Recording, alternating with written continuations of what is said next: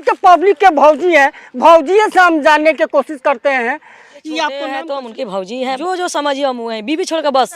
आज आप लोग ढोनी पर लिट्टी चोखा, कल तक कुछ और पर लिट्टी चोखा खिलवाने लगे। अब देखिए ढोनी तो शुरू हो ही गया है, अब देखिए इस पे क्या हो रहा है। आगे चल के क्या क्या होगा अब हमको पता नहीं है। ऊपर या नीचे कौन सा है? हमरा ढोड़ी में लिट्टी चोखा खाइबा राजा बड़ी मजा पाइबा। 1 मिनट रुकिएगा, अभी एक गाना आया है, हे भोले शंकर हमार दोनों बढ़ता, एक बीता नीचे कुछ बा एक बीता ऊपर बा, तो ओकरो के काहे नहीं खिलेंगे नीलाम कर दे।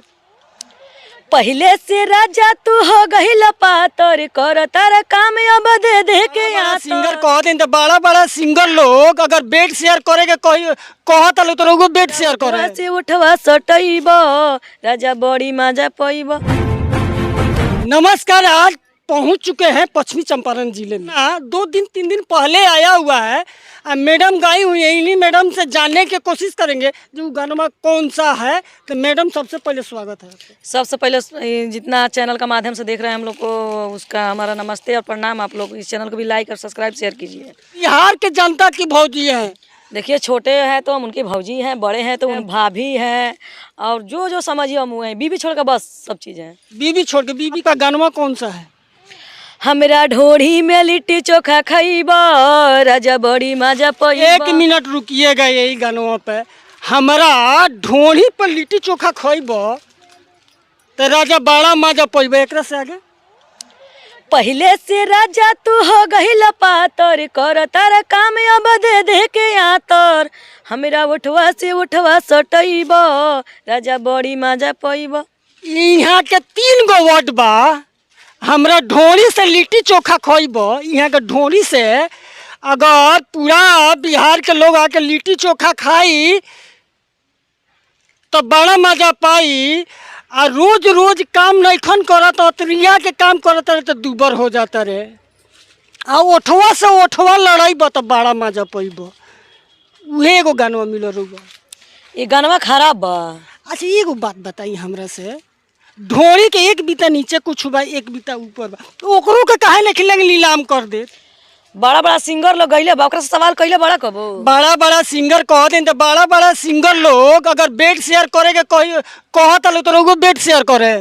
तारा तो ये काहे बेड से और रउआ घरवा के कहलिए तो गानवा रउआ गइले में तो बेड शेयर रउआ न करे। हम फिल्मी दुनिया में भोजपुरी में कोई ऐसा स्टार के बगल में जाके सोता है तब जाके काम मिलता है, पहले लेता है तब देता है। आप लोग मीडिया वाले हैं ना, अब बार बार भोजपुरी फिल्म के बारे में बोल रहे हैं।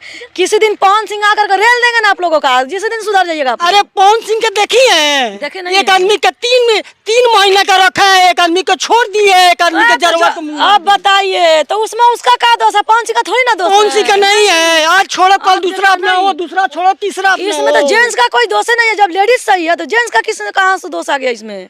अपना ना बचना चाहिए। अक्षरा सिंह को बोल रहे हैं आप, तो अक्षरा सिंह को बचना चाहिए। जेंट्स सब लेडीज सबको बचना चाहिए। काहे के लिए हम सही तो लेडीज को जेंट्स कुछ नहीं। शादी से पहले बबुआ लगता लोग खिलावे, तो जमन रंडी रहते तो खिलेबे करिए सन। हाई गनवा जौन गोले बानी रउआ समाज के लोग का रउआ के अच्छा कहता।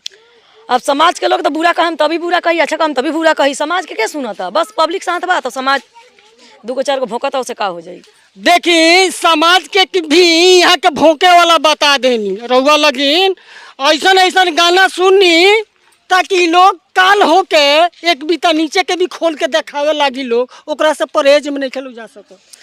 गाना गावल काम बा, देखावल हमनी के काम नहीं खे जननी।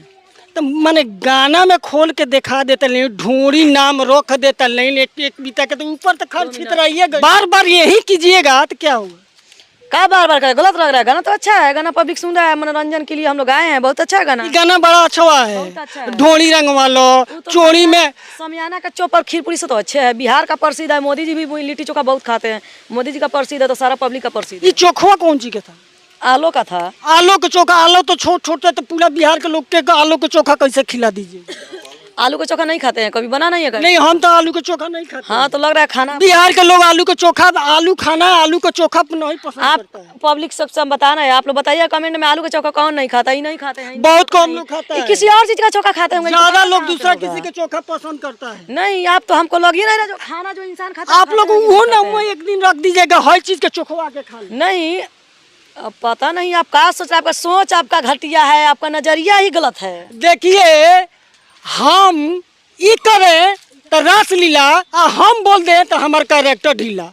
ये मेरा कैरेक्टर किया है, हम गाना गाए आप लोग का मनोरंजन के लिए, इनसे पूछिए जे काहे इतना गलत सवाल कर रहे हैं? दूसरा गानवा आप लोग का गलत नहीं है। मिलता है। देखिए ये जैसे है ना, इनका सोच भी वैसा ही है। आपके पति आपको नहीं रोकते हैं हो ये काहे गानवा मेरे बोल? पति काहे रोकेंगे, हम गलत काम थोड़ी ना कर रहे हैं। जो गलत काम ही नहीं गलत काम नहीं है। है। ढोनी पर लिट्टी चोखा खिला रही है, वो गलत काम नहीं है। गाना गाना हम लोग का काम है, बताना हम लोग का काम नहीं है। जो कहा सोच रहा है पब्लिक, कहा नहीं, पब्लिक सोच रहा है अच्छा है, सोच रहा है देख आपको भी अच्छा लगा है तो भी मेरे पास है, नहीं तो नहीं। नहीं हमको तो अच्छा नहीं लगा। काहे के लिए पब्लिक के आ गए? सवालों पर हम आए हैं, काहे के लिए आ सवाल गए? पूछने के हम लिए। आपसे बुलाए क्या हैं, कर रही हैं हम आप? आपको बुलाए हैं, नहीं ना बुलाए हैं तो फिर काहे के लिए आ गए? जब हम आपको अच्छा नहीं लगे, अब मेरा गाना अच्छा नहीं लगे, फिर काहे के लिए आ गए? आप माइक उठा करके नहीं आना चाहिए। आज आप लोग ढोनी पर लिट्टी चोखा खिलवाइएगा, कल तक कुछ और पर लिट्टी चोखा खिलवाने लगे। अब देखिए ढोनी तो शुरू हो ही गया है, अब देखिए इस पे क्या हो रहा है।